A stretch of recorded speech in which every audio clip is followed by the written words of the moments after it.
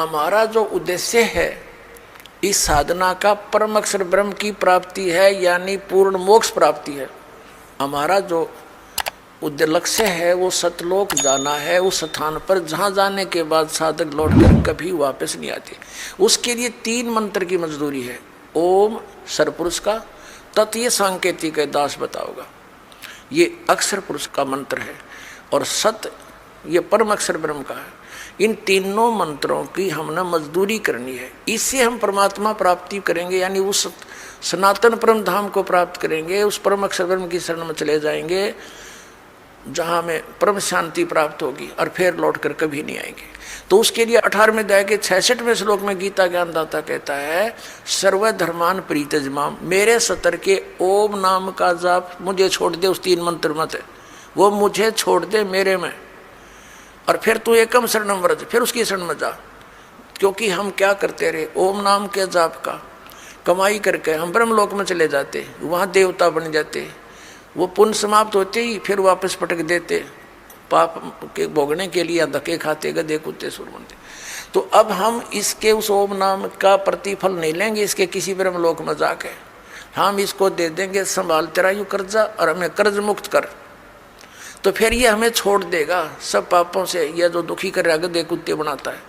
सर्वधर्मान परित्यज्य माम, ये खुद कहता है मेरे सतर के जो धार्मिक पूजा है ओम नाम का जाप, और ये यज्ञ आदि तो बताए जाते हैं, ये यज्ञों की जानकारी भी गीता जी के 3रे अध्याय में है, वो भी बताएंगे आप। तो ये मेरे सतर की है, मुझे छोड़ दे और फिर उसकी शरण में जा। और ये अज्ञानी कहते हैं, श्री कृष्ण कह रहे हैं मेरे में छोड़कर मेरी शरण में आ जा। अब छोड़ कर उसकी शरण में आओ, क्योंकि वो तीनों कहना चाहिए था, इंक्लूडिंग आ जा मेरी शरण में, सबके साथ आ जा। यूँ कह मुझ में छोड़, परित्यज्य माम, मुझ में छोड़कर एकम शरणम व्रज, उसकी शरण में जा। तो पुण्यात्माओं, ये है वो अध्यात्म ज्ञान, और इसको समझने के लिए आपने बड़ा धैर्य से काम लेना पड़ेगा, क्योंकि आपके अंदर तो अज्ञान भरा पड़ा है अभी, और उस अज्ञान का नाश करने के लिए इस ज्ञान की आवश्यकता है। इसको बड़े धैर्य से सुने, और प्रमाण आपके समक्ष है। सब सदगुरु जिनको हम श्रद्धार्य मानते हैं उनमें प्रमाण दास दिखाओगा, तो आपको दृढ़ विश्वास हो जाएगा। बोलो सतगुरुदेव। परम पिता परमात्मा पूर्ण ब्रह्म सर्व सृष्टि रचनहार, कबीर देव कबीर साहेब जी की असीम कृपा से आप पुण्यात्मा ये सत्संग सुन रहे हैं, ये आध्यात्मिक संपूर्ण ज्ञान सुन रहे हैं। इसके अंदर आप जी को अपने सद्ग्रंथों में छुपे हुए गूढ़ रहस्यों का ज्ञान होगा।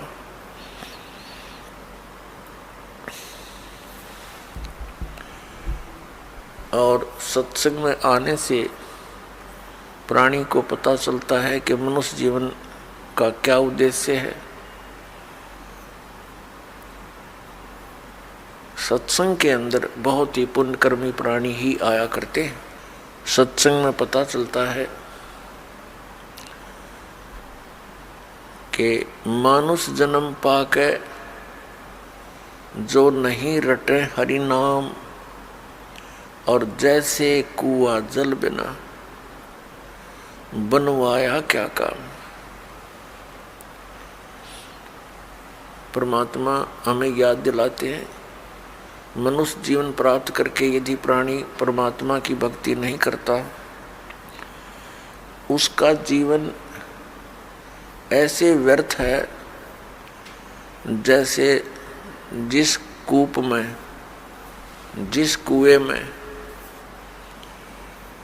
जल ना हो, बाकी उसकी सारी स्ट्रक्चर खड़ा हो, पक्का कुआ कर रखा हो, बढ़िया उसके ऊपर बाल्टी रखी हो, लेकिन जल नहीं है तो यूजलेस है।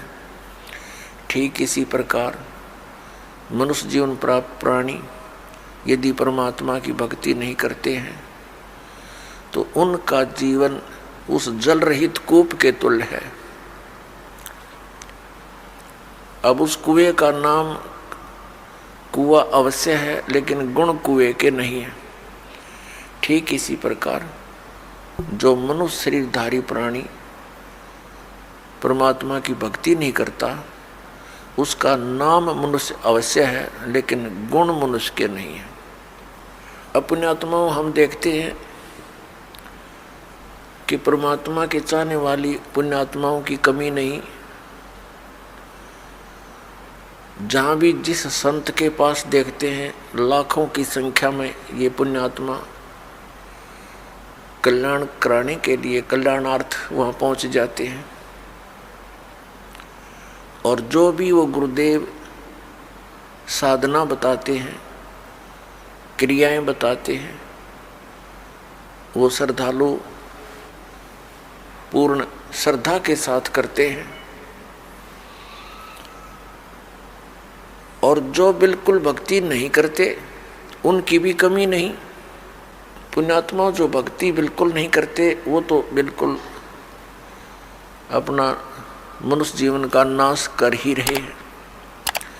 साथ में जो भक्ति कर रहे हैं और शास्त्र विधि त्याग कर मनमाना आचरण करते हैं,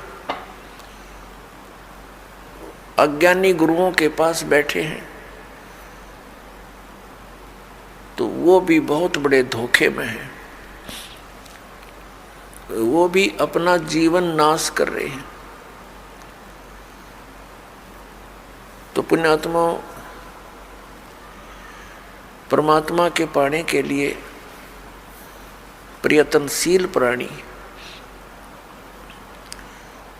इस बात से परिचित होता है कि परमात्मा गुरु के बिना नहीं मिल सकता,